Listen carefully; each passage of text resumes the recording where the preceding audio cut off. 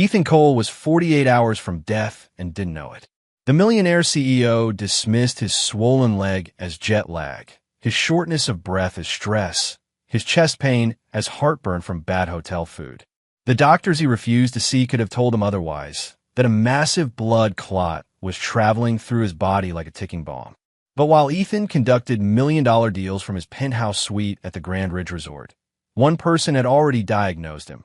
Naomi Carter, the black maid who cleaned his room twice a day and recognized every symptom he ignored. She'd seen it before. She knew what came next. And when the crisis hit, she would have seconds to decide: follow hotel protocol and let him die, or break every rule to save the life of a man who didn't even know her name. The morning sun barely touched the peaks of the Colorado mountains when Naomi Carter pulled into the employee parking lot of the Grand Ridge Resort.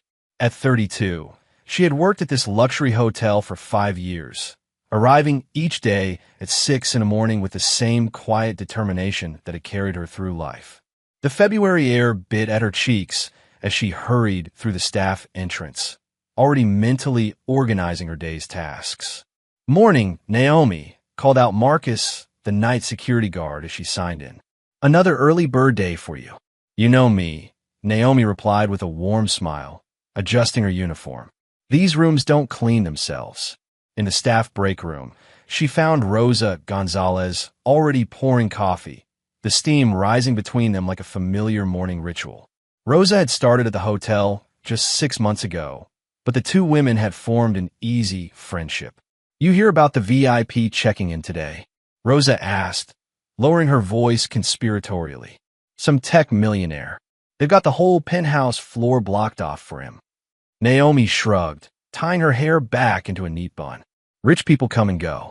We just make sure their sheets are clean and their towels are fluffy." But Rosa wasn't finished. "This one's different. Ethan Cole. You know, the guy who created that app everyone uses? NetConnect or something. Sarah from reception says he's worth like $200 million. Good for him," Naomi said, checking her supply card. "Doesn't change how I do my job."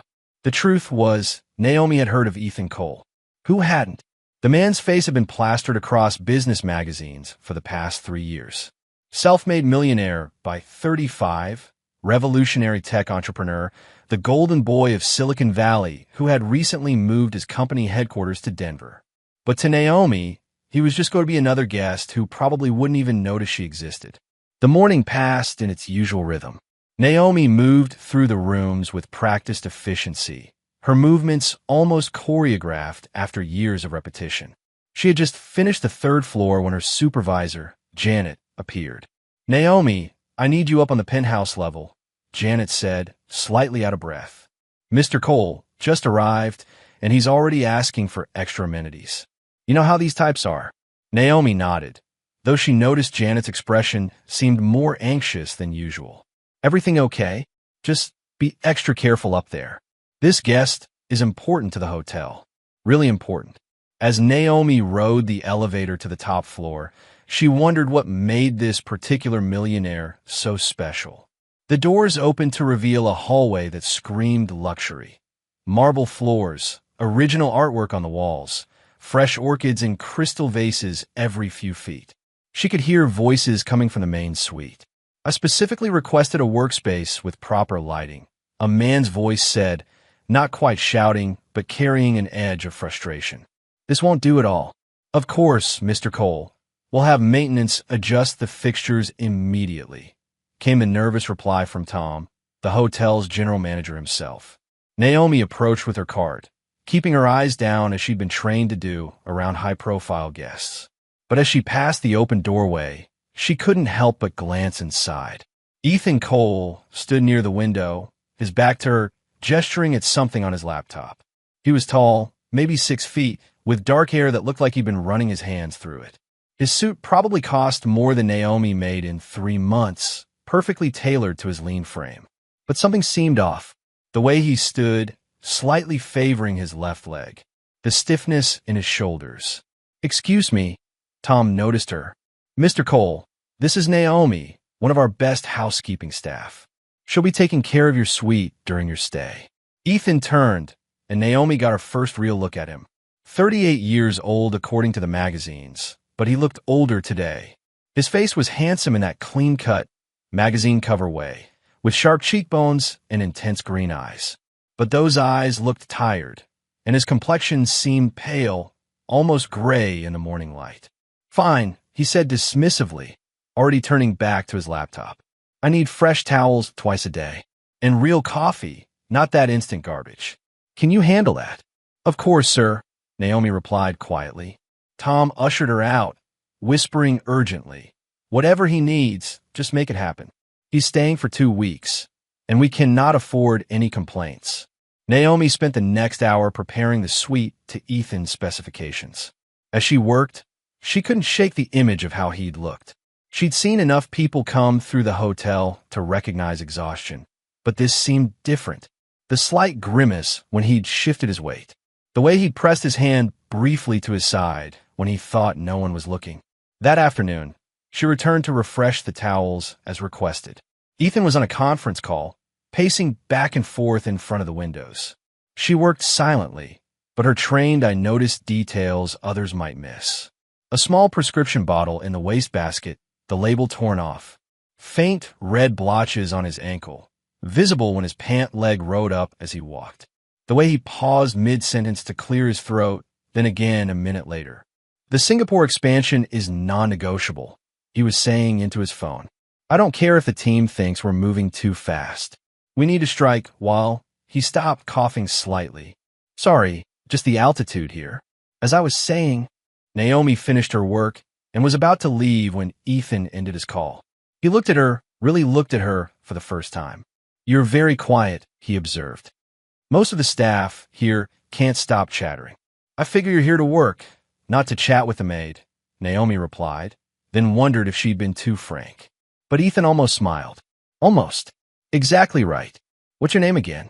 "Naomi, sir." "Well, Naomi, I appreciate efficiency." He turned back to his laptop, dismissing her. As she left, Naomi noticed he'd sat down heavily in his chair, rubbing his calf muscle. She'd seen her aunt do the same thing years ago before. She pushed the thought away. Not her business. That evening, during her break, Naomi sat with Rosa in the staff cafeteria. The older woman was full of gossip about the new guest. "Jennifer from room service says he ordered dinner but barely touched it," Rosa said, picking at her sandwich. "Sent back a $200 steak with only one bite taken out." "Maybe he wasn't hungry," Naomi suggested, though she remembered the untouched breakfast tray she'd seen outside another guest's room that morning. "Girl, rich people don't skip $200 steaks unless something's wrong with them, or they're on some weird diet." Rosa leaned inclusive. "You know what I think? I think he's here for rehab. You know, the secret kind rich people do." Naomi shook her head. "Didn't seem drunk or high to me. Just tired." "You always notice too much," Rosa laughed. "That's your problem, Naomi. You care about people who don't even know you exist." But Naomi couldn't help it. It was how she'd been raised. Her grandmother, who'd raised her after her parents died in a car accident, had always said, "Baby, God gave you eyes to see and hands to help. Don't waste either gift." Later that night, around 10 o'clock, Naomi was finishing her extended shift when the phone at the housekeeping station rang. It was room service. "Mr. Cole in the penthouse is requesting extra towels," the voice said. "Can someone bring them up?" It was unusual. Guests rarely needed extra towels at night, unless there'd been some kind of spill.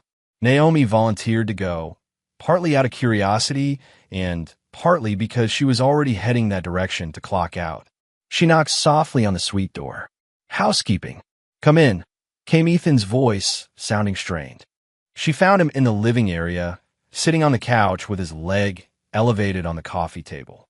He'd changed into casual clothes, expensive athletic wear, and she could see his calf was slightly swollen. "Just leave them in the bathroom," he said without looking up from his laptop. As she placed the towels, Naomi noticed the bathroom counter had several medication bottles, some definitely over-the-counter painkillers. The trash bin had what looked like compression sock packaging. On her way out, she paused. "Mr. Cole, the hotel has an excellent spa with massage therapy. It might help with muscle tension." He looked up sharply. "I didn't ask for medical advice." "Of course not, sir. My apologies." But as she reached the door, he spoke again, softer this time. It's just a cramp. From a flight. These airplane seats are terrible, even in first class. Naomi nodded and left, but she knew airplane cramps didn't last this long or cause that kind of swelling. Her aunt had made the same excuses before her DVT diagnosis. Deep vein thrombosis. The silent killer, the doctor had called it.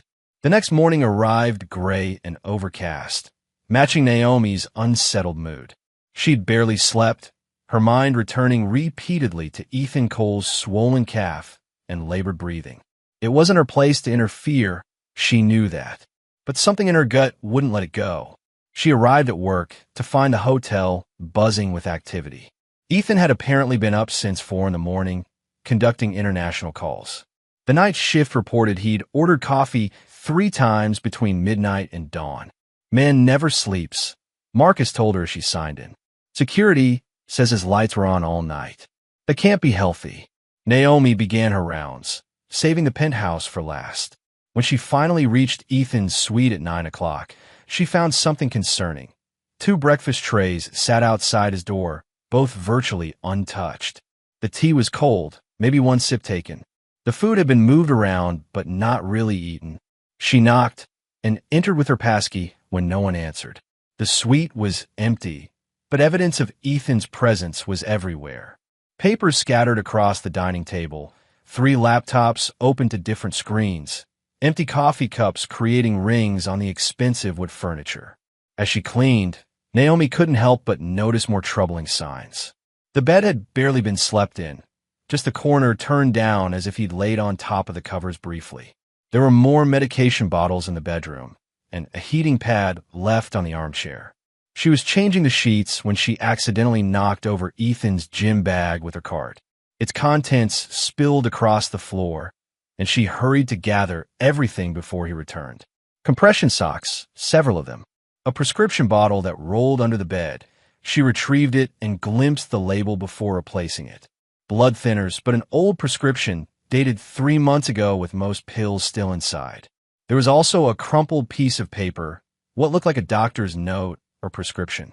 She didn't mean to read it, but the words follow-up recommended and elevated risk factors jumped out at her before she stuffed it back in the bag. Find what you're looking for. Naomi jumped, spinning around to find Ethan standing in the doorway. She hadn't heard him come in. I'm so sorry, Mr. Cole. I knocked over your bag by accident. I was just... It's fine, he said, but his voice was cold. He walked past her to the desk, and she noticed it immediately. He was limping. Not obviously, but there was a definite hitch in his step that hadn't been there yesterday. I'll be out of your way in just a moment, Naomi said, quickly finishing with the bed. Ethan sat down at his desk, immediately absorbed in his work. But Naomi watched from the corner of her eye as he reached down to massage his calf, his face tightening with discomfort. She was about to leave when he suddenly spoke. Naomi, right? Yes, sir. Do you know if the hotel has a doctor on call? Her heart jumped. Maybe he was taking this seriously. Yes, sir. Dr. Harrison. Should I call him for you? No, Ethan said quickly. Too quickly. I was just curious. Hotels this size usually have medical staff. Dr. Harrison is very discreet. If that's a concern, Naomi offered carefully. Ethan's jaw tightened. I said I was just curious. That afternoon, Naomi was delivering fresh towels to the floor below the penthouse when she heard voices in the stairwell. She recognized Dr. Harrison's distinctive British accent. Told him he needs proper testing, the doctor was saying to someone. But these executive types never listen. They think they're invincible. Mr. Cole seemed pretty adamant that it's just stress. Another voice replied, Tom, the general manager. Stress doesn't cause those symptoms.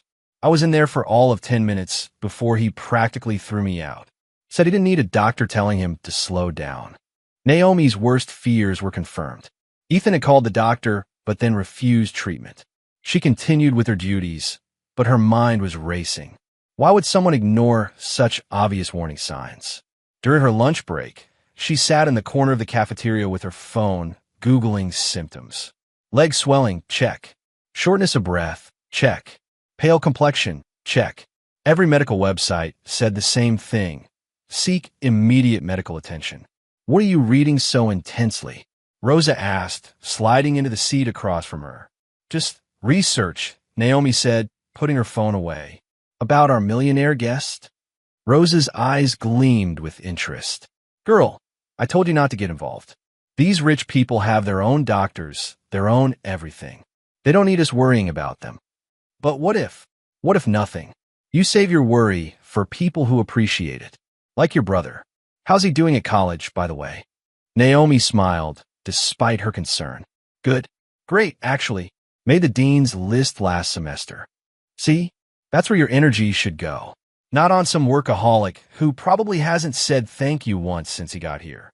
But Rosa was wrong about that.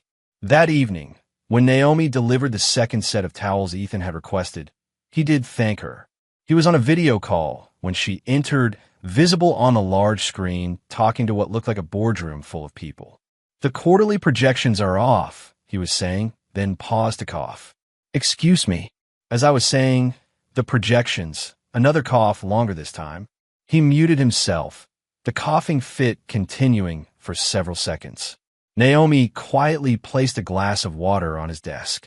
He looked up, surprised, and mouthed, "Thank you," before unmuting to continue his presentation. But she noticed he was gripping the edge of the desk, his knuckles white, and his breathing seemed labored even after the coughing stopped. The call went on for another hour. Naomi had finished her duties, but lingered in the hallway, pretending to organize her cart. She could hear Ethan through the door, his voice growing progressively hoarse. Finally, the call ended. She knocked softly. Mr. Cole, I have some herbal tea that might help with your throat. Comein. She found him slumped in his chair, looking exhausted. For a moment, his guard was down, and she saw not a millionaire CEO, but a sick man pushing himself too hard. You didn't have to wait, he said, accepting the tea. My grandmother always said tea fixes everything, Naomi replied, then hesitated before adding, Mr. Cole, forgive me for overstepping, but you don't look well. His walls immediately went back up. I'm fine, just tired. These international calls at all hours mess with your system. Of course, sir. She turned to leave, but his voice stopped her. Naomi? The tea, that was thoughtful. Thank you. Over the next 2 days, Naomi watched the patterns intensify. Ethan canceled his scheduled spa treatments. He'd booked several hiking excursions with the hotel's adventure package, but backed out of all of them. The room service staff reported he was ordering less and less food, and what he did order came back barely touched. She started doing small things without being asked, leaving extra honey and lemon by his coffee maker, making sure his room had a humidifier running for his cough, placing his heating pad where he could easily reach it from the bed. On the 4th day of his stay, she overheard something that truly alarmed her. She was in the supply closet next to his suite when she heard him on the phone. I know the Tokyo meeting is important, he was saying, but I might need to postpone. There was a long pause. No, you're right. We can't show weakness to investors. I'll be there. But then she heard a thump, like he'd collapsed into a chair, followed by labored breathing. That evening, she found Rosa in the break room and tried one more time. I think Mr. Cole is really sick, she said. Like dangerously sick. Rosa sighed. Naomi, honey, I love your big heart, but you need to be careful. You start acting like you know better than these rich folks about their own health, and you'll find yourself out of a job. Remember what happened to Patricia? She tried to give that senator's wife advice about her drinking, and she was gone next day. This is different. No, it's not. It's exactly the same. You're a maid, Naomi. A good one, the best one here, but still a maid. People like Ethan Cole have entire teams of people managing their health. If he's sick, someone else will handle it. But Naomi knew Rosa was wrong. She'd seen enough in her life to know that money didn't make people invincible, and pride could be deadlier than any disease. Her own aunt had nearly died because she was too proud to admit she needed help, too convinced that successful people didn't get sick. That night, unable to sleep again, Naomi made a decision. She wouldn't overstep, wouldn't force help on someone who didn't want it. But she would watch. She would be ready. Because every instinct she had was screaming that Ethan Cole was running out of time. And when the crisis came, and she was certain it would come, someone needed to be prepared to act. The next morning would prove her right. But for now, she lay in bed, staring at the ceiling, hoping she wouldn't be too late. The fifth night of Ethan Cole's stay at the Grand Ridge Resort brought an unseasonable warmth to the mountain air, making the luxury hotel feel stuffy despite its state-of-the-art climate control. Naomi had just finished her evening rounds on the fourth floor when she heard it, a loud thump from directly above her, unmistakably from Ethan's penthouse suite. She froze, listening. The couple in the room she was servicing didn't seem to notice, too engrossed in their television program. But Naomi knew that sound. It wasn't furniture being moved or something being dropped. It was heavier, more final. The sound of a body hitting the floor. Without hesitation, she abandoned her cart and rushed to the elevator, her master key card already in hand. The elevator seemed to take forever, each floor counting up with agonizing slowness. When the doors finally opened on the penthouse level, she practically ran down the hallway. She knocked firmly on Ethan's door. "Mr. Cole? Housekeeping. Is everything all right?" Silence. She knocked again, louder. "Mr. Cole, I heard a noise. I'm coming in to check on you." Using her key card, she pushed open the door. The suite was dimly lit, only the desk lamp providing any illumination. At first, she didn't see him. Then she spotted a foot visible behind the couch. "Mr. Cole." She rushed around the furniture to find Ethan on the floor, pushing himself up to a sitting position, his face flushed and covered in perspiration. His breathing came in short, painful gasps. "I'm fine," he managed to say, though his voice was barely above a whisper. Just tripped." Naomi knelt beside him, her trained eye taking in everything. His right leg was visibly swollen now, even through his pants. His hands trembled as he tried to steady himself against the couch. Most alarming was his breathing, shallow, rapid, like he couldn't get enough air. "Let me help you up," she said, moving to support him. "I said I'm fine," he snapped, but when he tried to stand on his own, his leg buckled immediately. Naomi caught him before he fell again, her arm around his waist. He was heavier than he looked, but she was stronger than her small frame suggested. Years of moving furniture and hauling cleaning equipment had given her a wiry strength.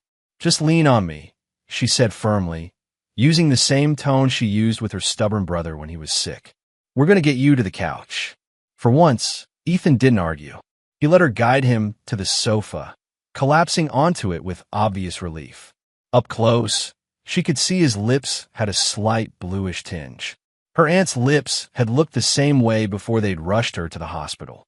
"Mr. Cole, I need to call Dr. Harrison," Naomi said, already reaching for the suite's phone. "No." His hand shot out, grabbing her wrist. His grip was weak, but desperate. "No doctors. I have a call with Tokyo in an hour. I just need to rest." "Sir, with respect, you need medical attention. Your leg, your breathing. It's just stress," he interrupted, releasing her wrist. "The altitude, the travel, the lack of sleep. I've been through worse."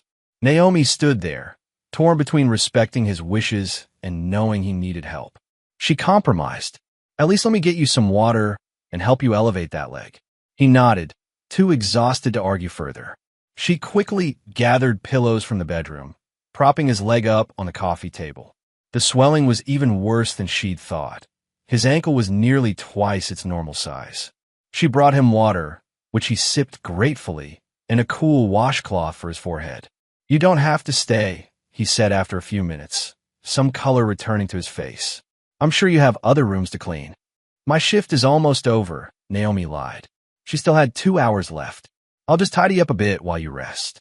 She busied herself around the suite, but kept him in her peripheral vision. His breathing was still labored, and every few minutes, he would unconsciously rub his chest. She noticed a notepad on his desk with scribbled notes. Chest pressure, day 3, and shortness of breath worse were among the notations. "You've been tracking your symptoms," she said, not quite making a question. Ethan's eyes snapped open. He'd been dozing. "What?" "The notepad. You've been writing down what you're feeling." His jaw tightened. "You had no right to read that." "You're right, I didn't." "But Mr. Cole, if you're documenting symptoms, you know something's wrong. Why won't you see a doctor?" For a long moment, he was silent. Then, Surprisingly, he answered, "Because doctors mean tests. Tests mean hospitals. Hospitals mean the press finds out that Ethan Cole is sick. And that means my company's stock tanks, investors panic, and everything I've built over the last 10 years could crumble." "Your life is worth more than stock prices," Naomi said softly. He laughed, but it was bitter. "You don't understand. I have 3,000 employees depending on me. Families who need those jobs. If I show weakness now, during the merger talks..." He shook his head. "I can't. I just need to get through the next week." Naomi wanted to argue, but she recognized the stubborn set of his jaw. Her grandmother had been the same way, refusing to burden anyone with her problems until it was almost too late. "My aunt almost died from a blood clot," she said quietly. "Started just like this. Swollen leg, shortness of breath. She ignored it for weeks, said it was just for being on her feet too much at work. One day, the clot broke free and went to her lungs. If my cousin hadn't been there when she collapsed..." Ethan was watching her now, really looking at her for perhaps the first time. "What happened?" "She survived. Barely. The doctor said another hour and she would have been gone. She spent 3 weeks in a hospital, months recovering. But she lived." Naomi met his eyes. Because someone was there when it mattered. Someone who didn't let her stubbornness kill her. "It's not the same thing," Ethan said, but his voice lacked conviction. "Maybe not. But Mr. Cole, those symptoms you're tracking, they're not from stress. And deep down, I think you know that." Before he could respond, his phone rang. The Tokyo call. He reached for it, but his hand was shaking so badly he nearly dropped it. "Ethan Cole," he answered, trying to project strength. "Yes, I'm ready for the briefing." Naomi watched as he struggled through the call. Every few sentences, he had to pause to catch his breath. At one point, he muted the phone to cough violently into his handkerchief. When he pulled it away, Naomi saw spots of red. Blood. She must have gasped because Ethan looked at her sharply, shaking his head in warning. He unmuted the phone and continued talking, but his voice was weaker now, strained. The call mercifully ended after 20 minutes. As soon as he hung up, Ethan slumped back against the couch, exhausted. "You're coughing up blood," Naomi said. It wasn't a question. "It's nothing. Just irritation from all the coughing." "Mr. Cole." Miss Carter. His use of her last name, which he'd never done before, stopped her. "I appreciate your concern. I do. But this is my decision. My risk to take." Naomi stood up, frustration and fear warring in her chest. "And what about the people who'll have to live with the consequences of your decision? What about your employees when their CEO drops dead because he was too proud to get help? What about..." She stopped herself, realizing she was about to say, "What about the people who care about you?" which was presumptuous and probably inaccurate anyway. "What about what?" he asked, genuinely curious. "Nothing. You're right. It's your decision." She gathered her supplies. "I'll send someone up with fresh towels in the morning." She was at the door when he spoke again. "Naomi..." She turned back. "Thank you. For helping me up. For caring. Even if I don't deserve it. Everyone deserves someone caring about them, Mr. Cole." She left before he could respond, but she didn't go far. She went down one floor and found an empty room that was being renovated, positioning herself where she could watch the elevator and stairs. If something happened, she'd know. 2 hours passed. She saw Dr. Harrison arrive around 10 o'clock, presumably called by Ethan after all. But he left after just 15 minutes, looking frustrated. Through the thin ceiling, she could hear raised voices, though not the words. At midnight, she finally went home, but sleep eluded her. She kept thinking about the blood on the handkerchief, the swelling in his leg, the desperation in his eyes when he'd grabbed her wrist. She thought about her aunt, how close they'd come to losing her. The next morning, she arrived at work earlier than usual, going straight to the penthouse level. The night security guard, James, was just finishing his rounds. "How was the night?" she asked casually. "Quiet, except for Mr. Cole." Man was pacing his room until about 3 a.m. Could hear him through the door. Sounded like he was in pain, too, groaning and such. Naomi's heart sank. She waited until 7 to knock on his door with the breakfast service. There was no answer, so she let herself in. She found him in the bedroom, fully dressed but lying on top of the covers, one arm thrown over his eyes. His breathing was audible from the doorway, raspy and labored. "Mr. Cole." He moved his arms slightly to look at her. "What time is it?" 7:15, sir." "Damn, I have a video conference at 8. He tried to sit up but immediately fell back, his face contorting in pain. "Sir, you can't do a video call like this." "I have to." He tried again, this time managing to swing his legs over the side of the bed. But when he stood, he swayed dangerously. Naomi rushed forward, steadying him. "Mr. Cole, please. You need help." "I need to make this call," he said through gritted teeth. "It's with the board. If I miss it, they'll start asking questions." "Then do it from bed. Tell them you're reviewing documents or something." He looked at her, surprised by the suggestion. That might work. She helped him settle back against the pillows, positioning his laptop on a breakfast tray across his lap. She noticed his leg was even more swollen than yesterday, the skin tight and discolored. "I'll be right outside if you need anything," she said. During the call, she could hear him struggling. His voice kept fading, and twice she heard him mute to deal with coughing fits. After 45 minutes, it finally ended. She entered to find him slumped against the pillows, his laptop sliding off the tray. His face was gray, and when she touched his forehead to steady the computer, his skin was clammy and cold. "Mr. Cole, I'm calling an ambulance." "No," he whispered, but there was no fight left in his voice. "Sir, respectfully, you're dying, and I won't stand by and watch it happen." He looked at her then, really looked at her, and she saw fear in his eyes for the first time. I can't breathe properly," he admitted. "It feels like there's a weight on my chest." "That's because there probably is. A clot pressing on your lungs." She was already reaching for the phone. "I'm calling for help." "Wait." He grabbed her hand weakly. "My assistant. Michael. Don't let him know. He'll call the press." "I won't let anyone call anyone until you're safe," Naomi promised. As she dialed 911, she noticed Ethan was still holding her hand. His grip was weak but desperate, like she was his lifeline. And maybe, she thought as she gave the dispatcher the hotel's address, she was. The morning of Ethan Cole's 7th day at the Grand Ridge Resort started like a nightmare unfolding in slow motion. Naomi had just clocked in at 6 a.m. when her phone buzzed with a text from James, the night security guard who was just ending his shift. "Your millionaire didn't answer when room service knocked. Used override. He's on the floor." Naomi dropped everything and ran. She didn't wait for the elevator, taking the stairs 2 at a time, her heart pounding with each step.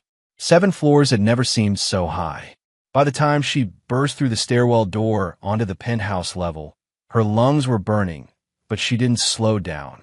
The suite door was ajar, a room service cart abandoned in the hallway. She could hear voices inside, panicked, uncertain voices. She pushed through to find chaos. Ethan was on the floor near the bathroom, his body twisted awkwardly, one leg grotesquely swollen and discolored. 2 room service attendants stood frozen, while James knelt beside Ethan, clearly out of his depth. "He's breathing, but barely," James said when he saw her. "I didn't know whether to move him or—" "Don't move him," Naomi commanded, dropping to her knees beside Ethan. His eyes were open but unfocused, his lips now distinctly blue. Each breath was a desperate, wheezing struggle. She'd seen enough medical emergencies in her life to know this was bad. Really bad.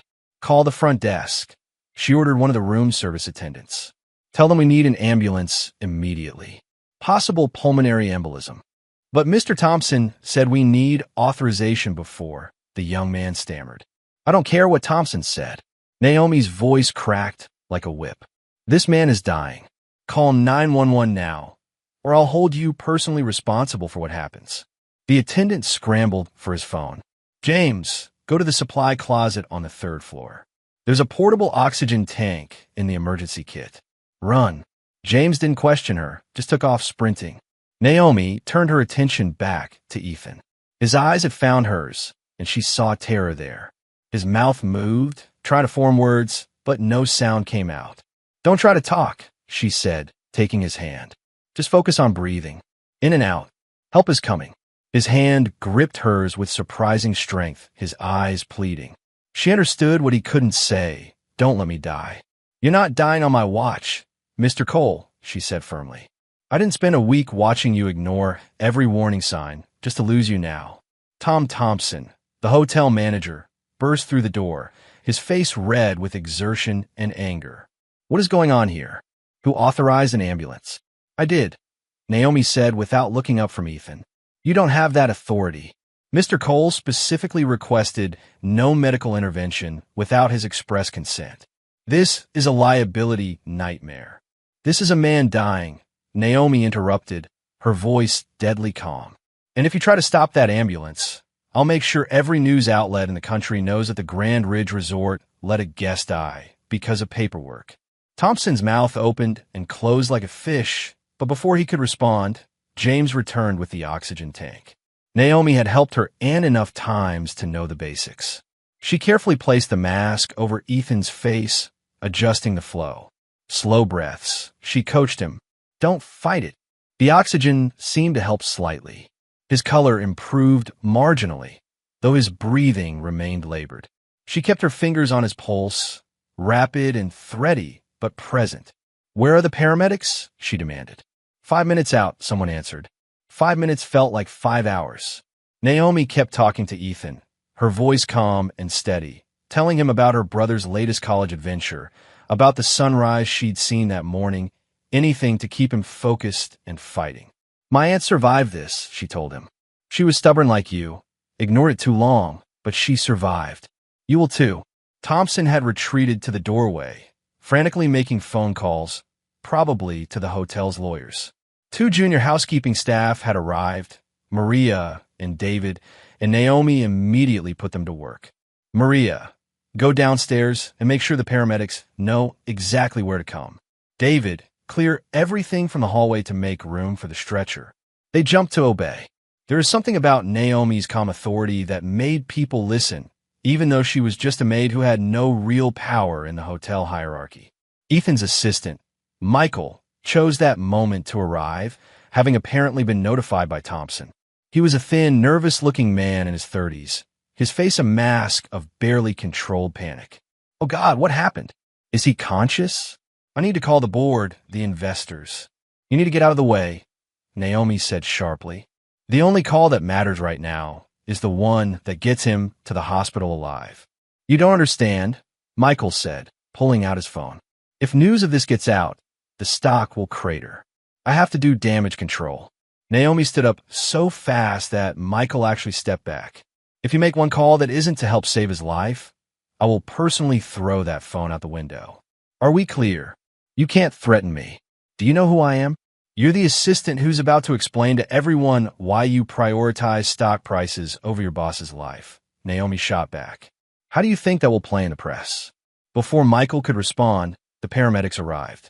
2 of them, moving with the efficient speed of professionals who'd seen it all.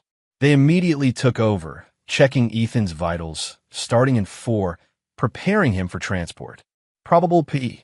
One of them said to the other, We need to move fast. As they lifted Ethan onto the stretcher, his hand shot out, grabbing Naomi's wrist. Please, he whispered, the word barely audible through the oxygen mask. Come with me. The paramedic looked at her. Are you family? She's coming, Ethan managed to say, using what seemed like the last of his strength. I'll follow in my car, Naomi said, but Ethan's grip tightened. No, please. The lead paramedic made a decision. You can ride with us. We might need information about what happened. As they wheeled Ethan toward the elevator, Michael tried to follow. I should be the one. Mr. Cole asked for me, Naomi said firmly. You can follow in your car. In the ambulance, everything moved fast. The paramedics worked over Ethan, calling out medical terms Naomi only half understood. Blood pressure numbers that made them exchange worried looks. Oxygen levels that had one of them increasing the flow. How long has he been symptomatic? One asked her. At least a week. Swollen leg, shortness of breath, chest pain. He's been coughing up blood since yesterday. Why didn't he seek treatment sooner?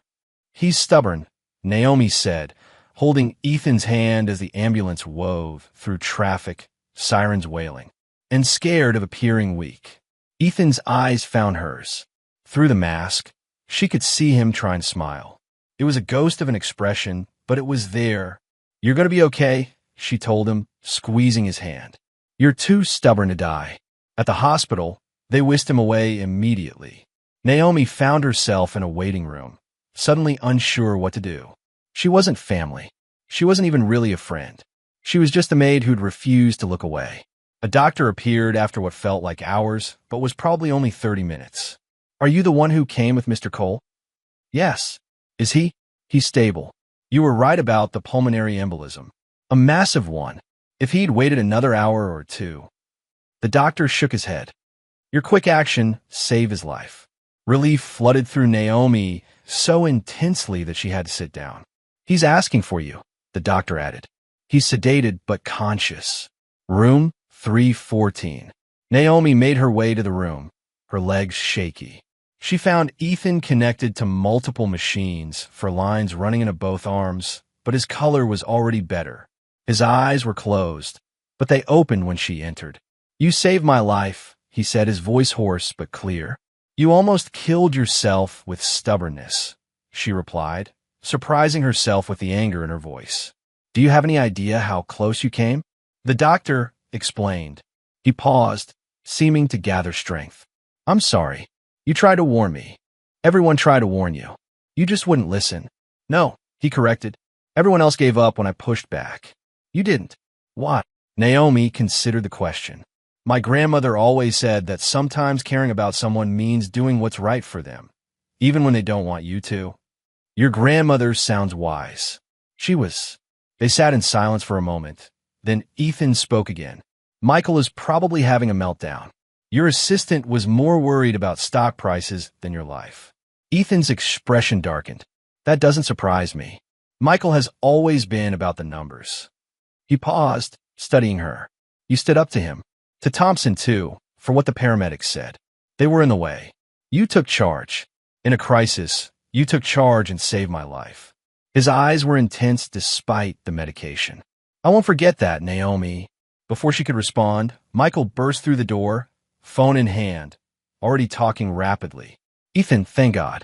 I've managed to keep it out of the press so far, but we need a statement. The Tokyo team is asking questions, and the board." "Get out," Ethan said quietly. Michael stopped mid-sentence. "What?" "I said get out. You're fired. You can't be serious. You're on medication, not thinking clearly." "I'm thinking more clearly than I have in years," Ethan said. "When I was dying, your first thought was the stock price. You're dumb, Michael. Security will escort you to clear out your desk." Michael's face went through several shades of red before he stormed out, already making angry phone calls. Ethan turned back to Naomi. "I'm going to need a new assistant. Someone I can trust. Someone who sees what others miss and isn't afraid to act on it. Mr. Cole, the job is yours if you want it. I know it's a big change from housekeeping, but I need to think about it," Naomi said, overwhelmed. "This is a lot." "Of course. Take all the time you need." He paused, then added, "But Naomi, whatever you decide, thank you. You didn't just save my life. You reminded me that it's worth saving."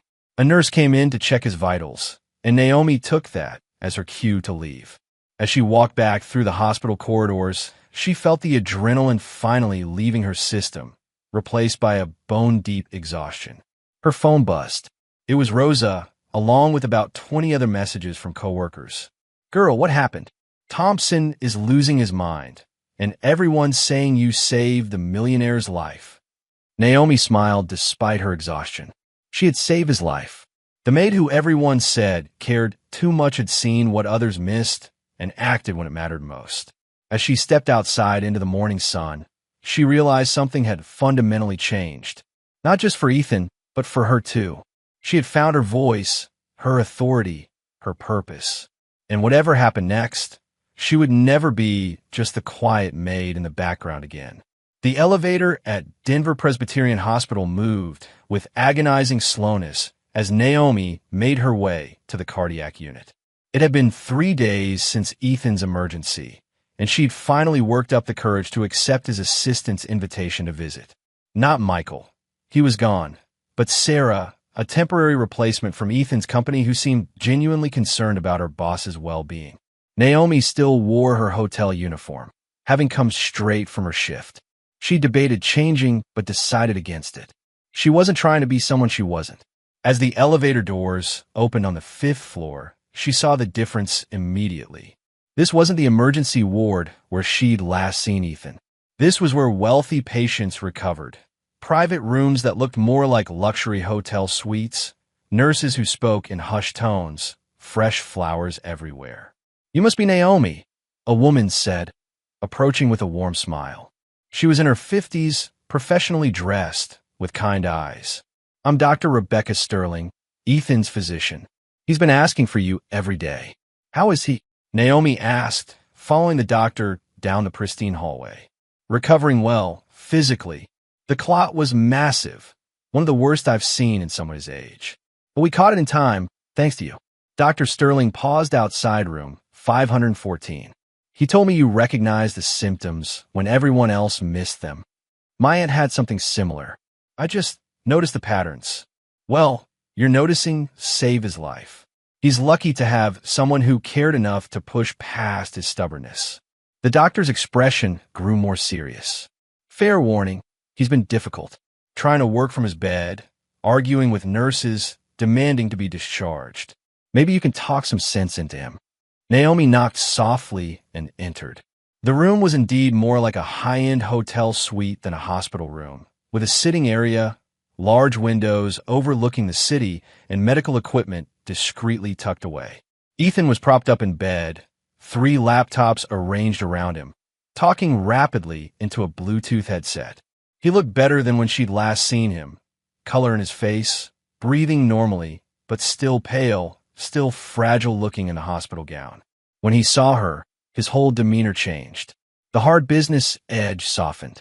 "I'll call you back," he said into the headset, ending the call without waiting for a response. "Naomi, you came. Your assistant said you wanted to see me." "Sarah." "Yes. She's temporary, but competent." He gestured to a chair beside his bed. "Please sit. You're making me nervous, standing there like you're about to run." Naomi sat, noticing the 4 lines still attached to his arms, the compression devices on his legs, the subtle beep of monitors. "Dr. Sterling says you're being a difficult patient." Ethan had the grace to look slightly ashamed. "I have a company to run. The merger with Pacific Tech is at a critical stage. I can't just lie here." "You almost died because you couldn't just lie down and rest," Naomi pointed out. "Maybe it's time to learn." He studied her for a moment. "You're different, more assertive than before. Almost watching someone die changes you," she said simply. "Is that what happened? You watched me almost die. I watched you ignore every warning sign for a week. I watched you choose work over your life, repeatedly. And yes, I watched you turn blue on that hotel room floor, fighting for every breath." Her voice caught slightly. "Do you know how terrifying that was?" Ethan's expression softened further. "I'm sorry. I didn't think anyone would care. That's the saddest thing you've said yet." They sat in silence for a moment. Then Ethan spoke again, his voice quieter. "The doctor ran a lot of tests. The embolism was just the crisis point. Apparently, I've been slowly killing myself for years. High blood pressure, pre-diabetic, vitamin deficiencies, chronic dehydration. My body was breaking down, and I didn't even notice."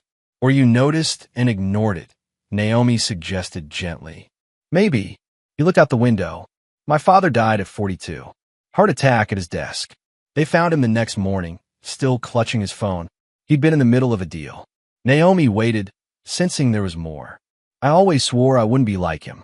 Wouldn't choose work over everything else. But somewhere along the way, I became exactly what I hated. Worse even, at least he had a family to ignore. I just had nothing. No one." "That's not true anymore," Naomi said softly. He looked at her, something vulnerable in his eyes. "Isn't it? You're here because you're a good person who saved my life. But once I'm better, you'll go back to your life, and I'll go back to mine. Is that what you want?" "No." The word came out fast, surprising them both. "No." "Naomi, you asked why I wanted to see you. It wasn't just to thank you, though God knows I owe you everything. It's because in the ambulance, when I thought I was dying, the only thing I could think about was that I was glad you were there.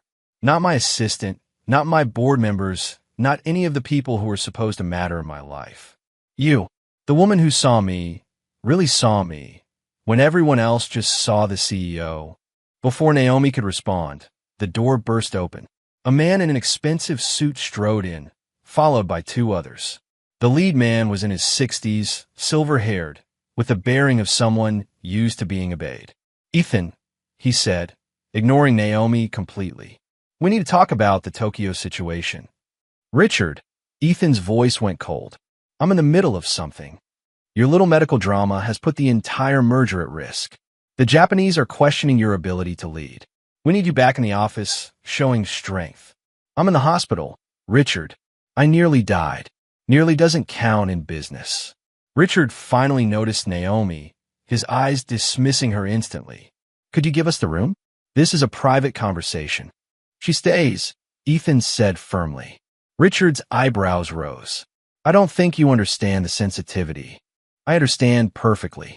Naomi stays, or you leave." The tension in the room was palpable. Richard's face reddened. "Who is this woman?" "The person who saved my life, which is more than anyone from the company did." "Ethan, be reasonable. We're talking about a $2 billion deal. We're talking about my life," Ethan interrupted, "which, I'm realizing, has value beyond dollar signs." Richard turned his cold gaze on Naomi. "How much?" "Excuse me," Naomi said. "How much to leave? To sign an NDA and disappear? 10,000? 20? Naomi stood up slowly, her voice steady despite her anger. "Not everyone has a price tag, Mr. Richard Blackwood, chairman of the board." "Mr. Blackwood, I'm not here for money. I'm here because Ethan asked me to come." Ethan is clearly not thinking clearly. "The medication. Get out." Ethan's voice was quiet but firm. "Ethan, you just tried to buy off the woman who saved my life like she was some kind of problem to be solved. Get out, Richard. And if you ever speak to or about Naomi that way again, you'll be looking for a new CEO." Richard's face went through several colors before he turned on his heel and left, his colleagues trailing behind him. "I'm sorry about that," Ethan said once they were gone. "Is that normal? People trying to buy their way out of situations?" "In my world, yes. Everything has a price. Everyone can be bought." He paused. "Except you, apparently." "My grandmother raised me better than that." "Tell me about her." "Your grandmother." "So Naomi did.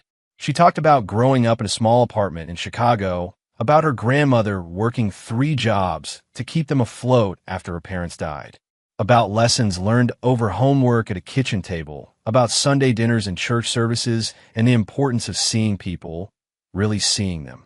"She sounds amazing," Ethan said when she finished. She died 2 years ago, peaceful, in her sleep. The whole neighborhood came to her funeral. Standing room only. She didn't have money or power, but she had something more valuable. What? People who genuinely loved her. A life that mattered to others. Ethan was quiet for a long moment. "I don't think anyone would come to my funeral except to make sure I was really dead so they could take over my company." "That's not true, isn't it? Name one person who cares about me as a person, not as a CEO or a meal ticket." Naomi met his eyes. "You're looking at her." The moment stretched between them, heavy with possibility. Then Ethan's monitor started beeping, and a nurse rushed in. "Mr. Cole, your heart rate is elevated. Are you experiencing pain?" "No, I'm fine. Just emotional." The nurse checked his vitals, adjusted his four, and gave Naomi a meaningful look. "Perhaps we should keep visits calm." After she left, Ethan looked embarrassed. "Apparently, I can't even have a conversation without setting off alarms. You need a rest. Real rest, not working from bed rest. Will you come back? Tomorrow? I have to work. Please." He reached out, taking her hand. "I know I have no right to ask, but you're the only real thing in my life right now. The only person who doesn't want something from me." "I do want something from you," Naomi said. His face fell. "Oh, I want you to get better. Really better. Not just physically, but all of it. I want you to find a life worth living, not just a company worth running." "I don't know how to do that." "Then maybe it's time to learn." She squeezed his hand and stood to leave. At the door, she turned back. "And Ethan, that job offer you made? I'm thinking about it. But if I take it, It won't be as your assistant. It would be as your, I don't know what to call it, your life coach, your reality checker. My friend? He suggested hopefully. Yeah, your friend. Naomi arrived at the Grand Ridge Resort the next morning to find chaos. The employee break room was buzzing with gossip, and the moment she walked in, everyone went silent. What? She asked, heading to her locker. Rosa approached her, looking worried. Thompson wants to see you. Immediately. About what? About you becoming some kind of celebrity hero. That's what. It's all over the news. Heroic Maid saves millionaire's life. There are reporters in the lobby. Naomi's stomach dropped. She'd hoped to keep a low profile, to return to normal life while she figured out what to do about Ethan's offer. Apparently, that wasn't going to be possible. Tom Thompson's office was on the second floor, overlooking the lobby. Naomi could see the crowd of reporters below, cameras and microphones at the ready. Thompson sat behind his desk, his face a mask of controlled fury. Sit, he commanded. Naomi sat. Do you have any idea what you've done? He began without preamble. You violated at least 6 hotel policies. You called emergency services without guest consent. You entered a guest room without proper authorization. You made medical decisions you're not qualified to make. I saved a man's life. You created a liability nightmare. Thompson slammed his hand on the desk. What if you've been wrong? What if moving him had caused more damage? The hotel could be sued into bankruptcy. But I wasn't wrong. That's not the point. You're a maid, Miss Carter. Your job is to clean rooms, not play doctor. My job is to take care of guests. Your job is whatever I say it is. And right now, your job is in serious jeopardy. He pulled out a folder. There's going to be a disciplinary hearing tomorrow. The hotel's board of directors wants answers. In the meantime, you're suspended without pay. Naomi felt the blood drain from her face. Suspended? But you overstepped, Miss Carter. Dramatically. And now the hotel is in the spotlight for all the wrong reasons. We have policies for a reason. The reason would have led to Ethan Cole dying. That would have been his choice. Now get your things and leave. Don't speak to any reporters on your way out. Naomi stood, her legs shaky. What about my brother's tuition? I need this job. You should have thought about that before playing hero. She left his office in a daze. In the break room, her coworkers looked at her with a mix of sympathy and fear. Rosa helped her clean out her locker. This is bullshit, Rosa muttered. You saved that man's life, and they're punishing you for it. Thompson's right, though. I did violate policy. Screw policy. You did the right thing. As Naomi tried to leave through the employee exit, she found it blocked by reporters who had figured out her escape route. Cameras flashed. Microphones were shoved at her face. Ms. Carter, how does it feel to be a hero? Did Ethan Cole offer you a reward? What made you decide to act against hotel policy? She pushed through them, saying nothing, and made it to her car. But as she drove away, she saw her face on someone's phone screen. The story had gone viral. At her apartment, she found more reporters waiting. She managed to get inside and lock the door, but her phone wouldn't stop ringing. Unknown numbers, all wanting her story. Then a familiar number appeared. Sarah, Ethan's temporary assistant. Naomi? Mr. Cole heard about what's happening at the hotel. He wants to help. There's nothing he can do. I violated policy. That's fact. He's already making calls. Also, there's a car outside your apartment. A black town car. The driver has instructions to bring you to the hospital if you're willing. Naomi peeked through her blinds. Sure enough, a sleek black car was parked outside, the driver standing beside it looking professional and patient. 20 minutes later, she was back in Ethan's hospital room. He was sitting up, looking angry in a way she hadn't seen before. They suspended you? He said without preamble. It's fine. I'll figure something out. It's not fine. You saved my life, and they're punishing you for it. He already had his phone out. I'm calling my lawyers. Ethan, don't. It'll just make things worse. How could it be worse? You might lose your job, and if you interfere, it'll look like I saved you for the reward. Like I had ulterior motives. He paused, understanding dawning. You're worried about your reputation. I'm worried about my integrity. My grandmother always said that's all we really have. Your grandmother was right. But Naomi, there has to be something I can do. Before she could answer, The door opened and Richard Blackwood entered again, this time alone. He looked between them, his expression calculating. "Ms. Carter, we meet again." "Richard, I told you." Ethan started. "Relax, Ethan. I'm here to apologize." He turned to Naomi. "I was rude yesterday. You saved a valuable asset. I mean, you saved Ethan's life. The company owes you a debt. I don't want anything from the company. Everyone wants something. But that's not why I'm here." He pulled out an envelope. "This is a letter from the board of directors to the Grand Ridge Resort. It expresses our extreme displeasure with how they're treating the woman who saved our CEO's life. It also mentions that we were planning to book the entire hotel for our annual conference, a booking worth approximately $2 million, but are reconsidering given their apparent lack of judgment." Naomi stared at him. That's blackmail." "It's business," Richard corrected. "The hotel can choose to punish you and lose our business, or they can make the smart choice. I don't want to get my job back through threats." "Then you're naive. This is how the world works, Ms. Carter. Power money talk. Everything else is just noise." "Richard, enough," Ethan said. "Naomi, you don't have to accept this." "But she should," Richard continued, "because tomorrow that disciplinary hearing is going to happen. And without this letter, they're going to fire you. With it, they're going to apologize and probably promote you." He set the envelope on the bedside table. "Your choice."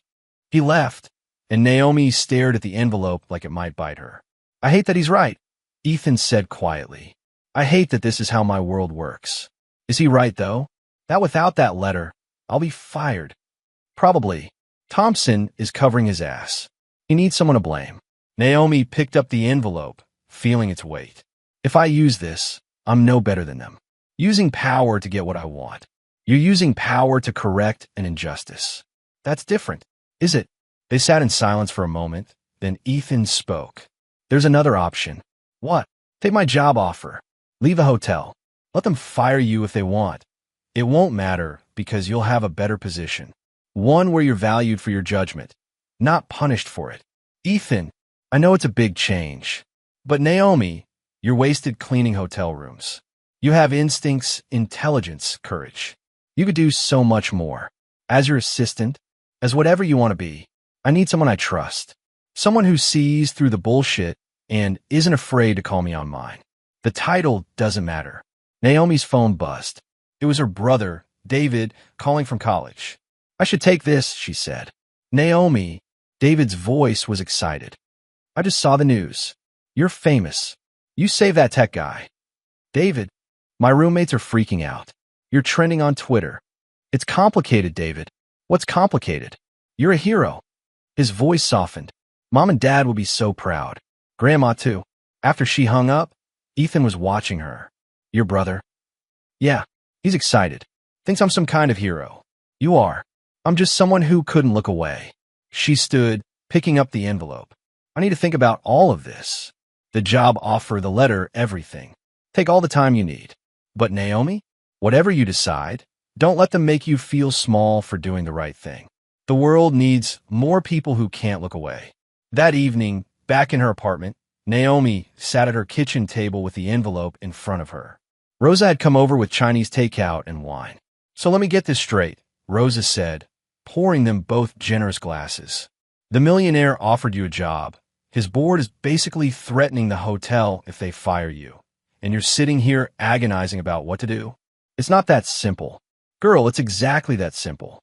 You take the job, leave that toxic hotel, and start a better life. But if I take his job, it looks like I saved him for the reward.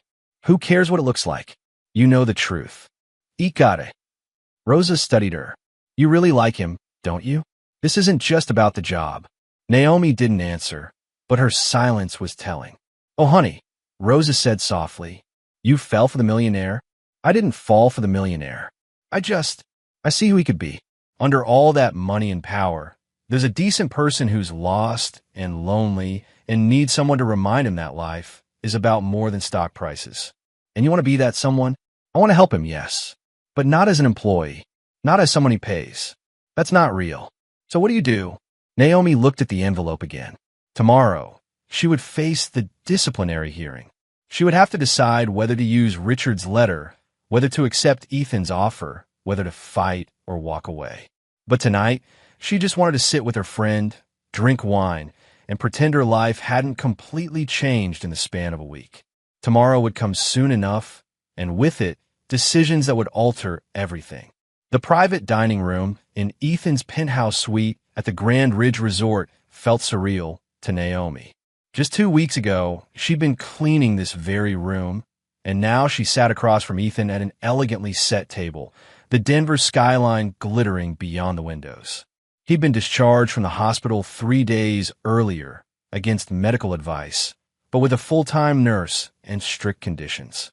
"You shouldn't be here," Naomi said, accepting the glass of water he poured for her. "You should be home, resting." "This is where it all started," Ethan replied, his color much better though he still moved carefully. "Besides, I wanted to do this properly, away from hospitals and board members and reporters."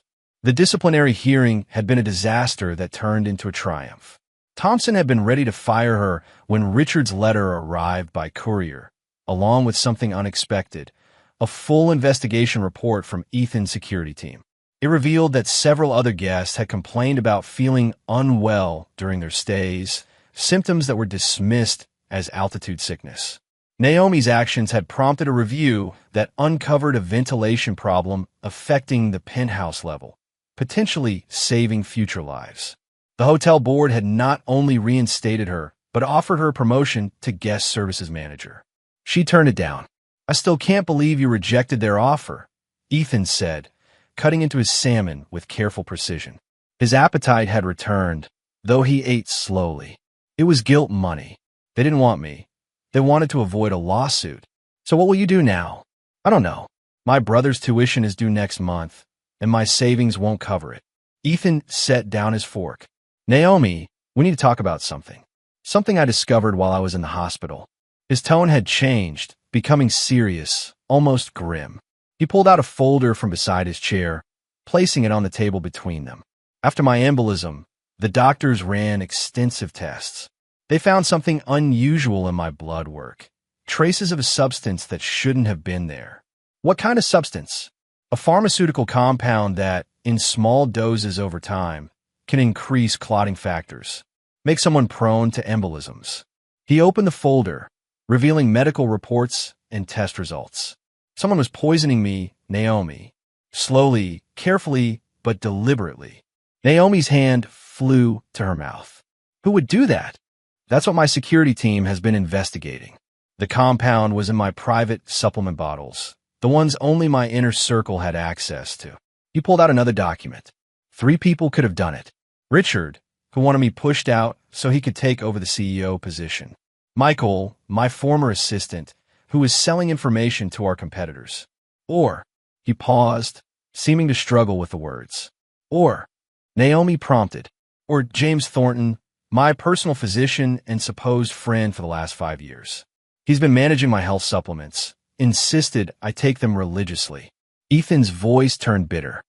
He's also been having an affair with my ex-fiancée, though he didn't know I knew. Oh, Ethan. The investigators think it was James. He had the medical knowledge, the access, and the motive if I died or became incapacitated. He stood to inherit a medical research foundation I'd set up. I named him as director in my will, never thinking your friend would try to kill you. The police are involved now. James has disappeared, probably fled the country. Ethan looked at her intently. But here's the thing, Naomi. If you hadn't acted when you did, his plan would have worked. The embolism would have been blamed on my lifestyle, my stubbornness. No one would have run those extra tests that found the poison. You're saying I didn't just save your life from the embolism. You exposed a murder attempt. You saved me in more ways than one. They sat in silence for a moment, the weight of this revelation settling between them. Then Ethan reached across the table, taking her hand. I've rewritten my will, he said quietly. Cut out everyone who was in it before. The investigation made me realize I was surrounded by vultures, people who saw me as a means to an end. Ethan, you must have someone. I do now. He squeezed her hand. You, if you'll let me. Before Naomi could respond, the suite door burst open. Michael stood there, disheveled and wild-eyed, clearly drunk. Thought you could just fire me, he slurred, stumbling into the room. After everything I've done for you? Ethan stood, moving protectively in front of Naomi. Michael, you need to leave. Security is on their way up. Security? Michael laughed bitterly. Always hiding behind someone else. You know what your problem is, Ethan? You think you're better than everyone. But you're not. You're just a lonely, pathetic man who'll die alone. You're drunk. Leave now, and we'll forget this happened. Forget? Like you forgot 5 years of loyalty. Michael's eyes landed on Naomi. And you, the heroic maid. You think you've won something here? He'll use you up and throw you away like he does everyone. That's enough, Naomi said, standing. You need to go. Or what? You'll save him again. Michael pulled something from his pocket. A small recording device. I've got everything recorded. Every shady deal, every corner cut. I could destroy your precious company, Ethan. Then do it, Ethan said calmly. Release it all. I don't care anymore. Michael's face went slack with shock. You what? I said I don't care. Destroy the company if you want. I've realized there are things more important than stock prices and market share. You're bluffing. Try me. Security arrived then, 2 large men who efficiently escorted a protesting Michael out. But not before he threw the recording device at Ethan's feet. You'll regret this, he shouted as they dragged him away. Both of you. After they were gone, Ethan picked up the device, examined it, then tossed it in the trash. You're really not worried about what's on there? Naomi asked. Oh, I'm sure there are things that could hurt the company. I haven't always been ethical in my business practices. But you know what? I'm tired of living in fear of exposure. If it comes out, I'll deal with the consequences. That's a big change from a man who wouldn't see a doctor because of stock prices. Almost dying changes you, he said, echoing her words from days earlier. So does discovering the people you trusted were trying to kill you? He moved back to the table, but stumbled slightly. Naomi caught his arm, steadying him. You're still recovering. You should rest. In a moment. There's something else I need to tell you. He reached into his jacket pocket, pulling out an envelope. This came for you today, addressed to my office. Naomi opened it, finding an official-looking letter from a law firm. As she read, her eyes widened. This is from your Aunt Patricia's estate, she said, confused. She left me money? What? Ethan looked genuinely surprised. Let me see. The letter explained that Patricia Morrison, who had passed away 6 months earlier, had left Naomi $50,000 in her will, along with a note, for the young woman at the Grand Ridge who was kind to me when no one else noticed I was struggling. You saw me. Thank you. I remember her, Naomi whispered. She stayed here last year. She was alone, recently widowed.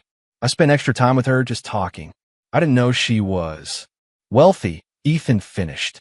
Patricia Morrison was old Colorado money. She could have stayed anywhere, but she chose the Grand Ridge. He looked at Naomi with something like awe.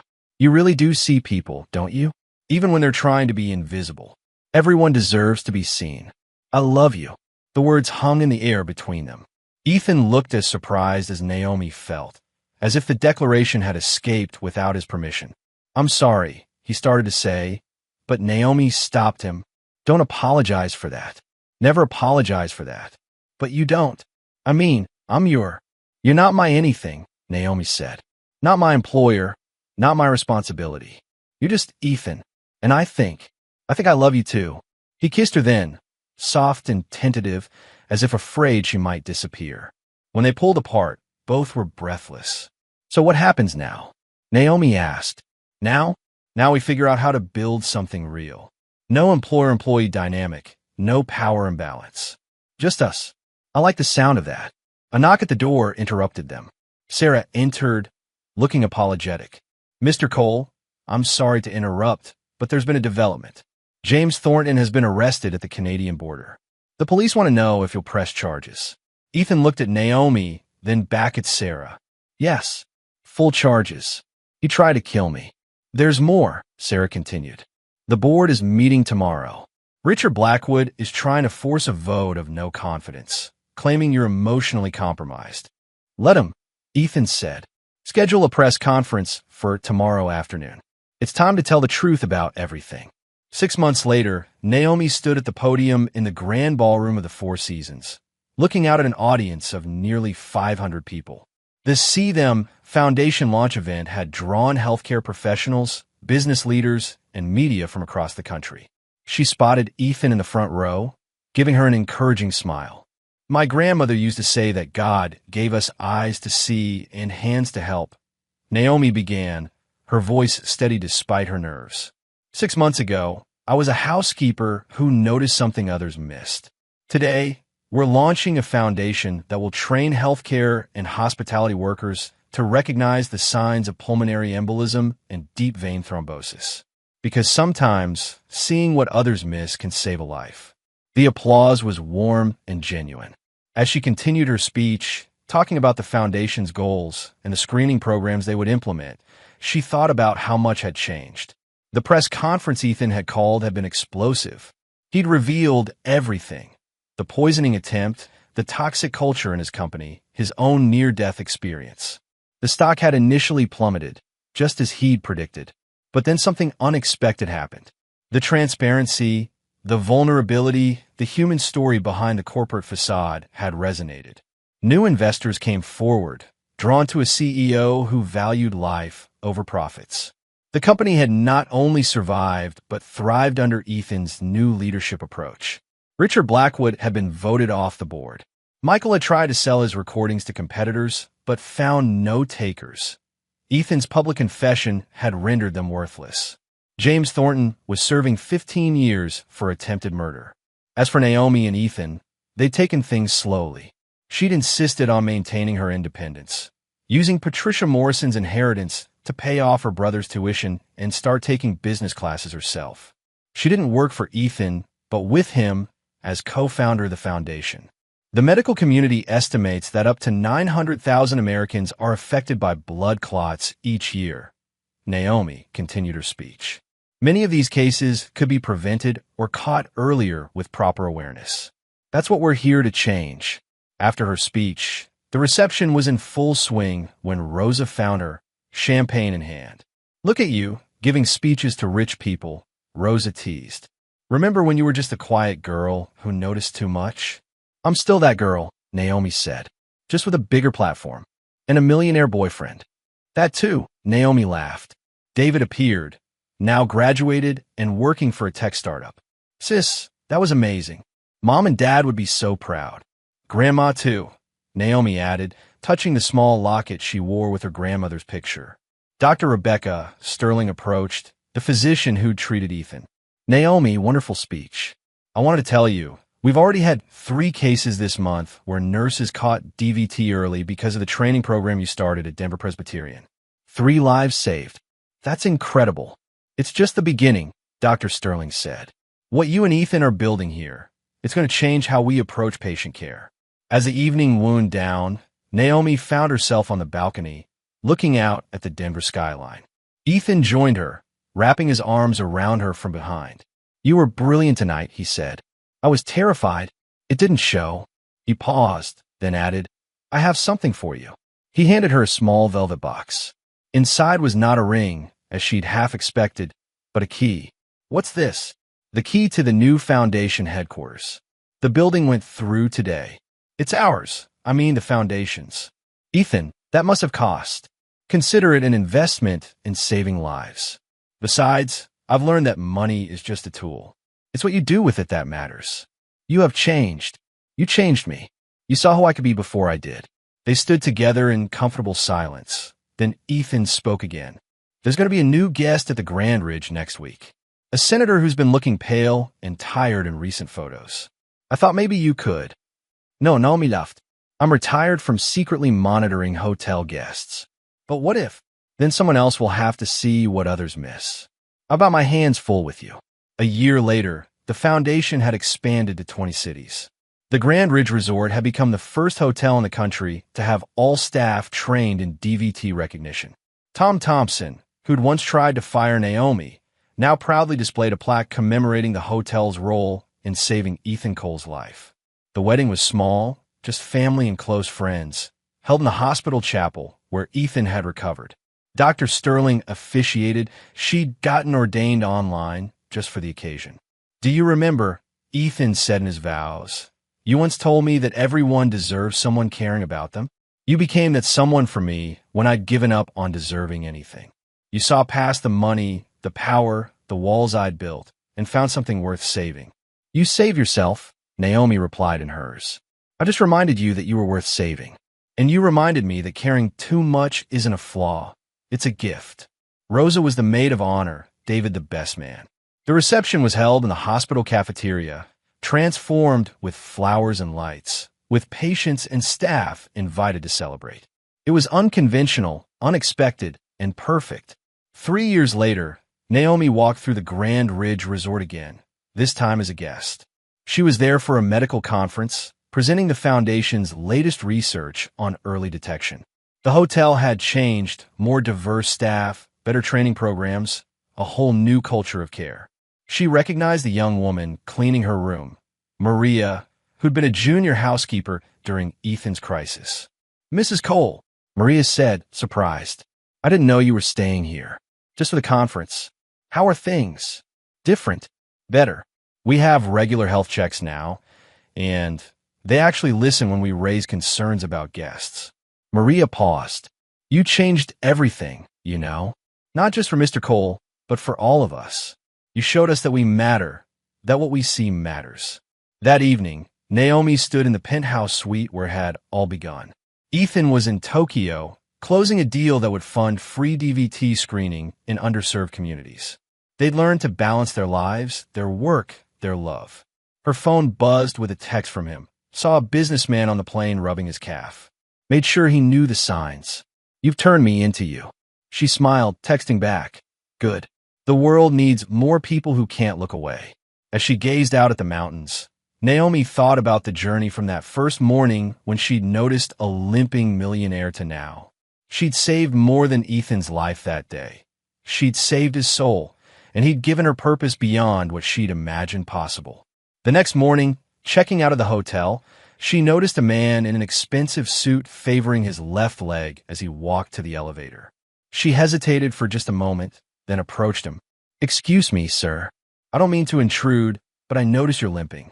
Have you had that checked?" He looked annoyed at first, then something in her expression made him pause. "It's just been sore since my flight from London. Long flights can cause blood clots.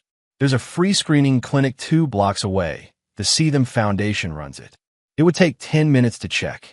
I have meetings, so did someone I knew. He almost died because meetings seemed more important. 10 minutes could save your life." The man studied her for a moment, then nodded. "All right, 10 minutes."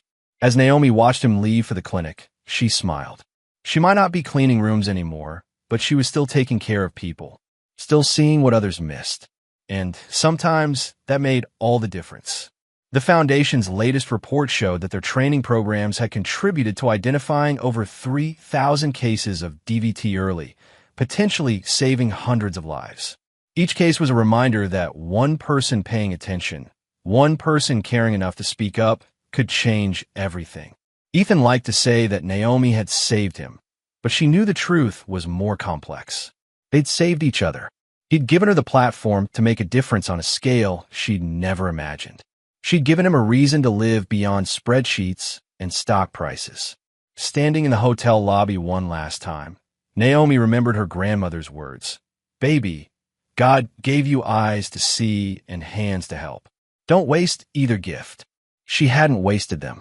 She'd used them to build something beautiful from a moment of crisis, love from an act of compassion, and purpose from the simple inability to look away when someone needed help. The girl who noticed too much had become the woman who changed everything, one overlooked symptom, one saved life, one act of caring at a time. What signs of struggle are you walking past every day, and whose life could change if you simply chose to see them, really see them? If this story touched your heart, please like and subscribe for more powerful stories that remind us of the extraordinary impact of ordinary compassion.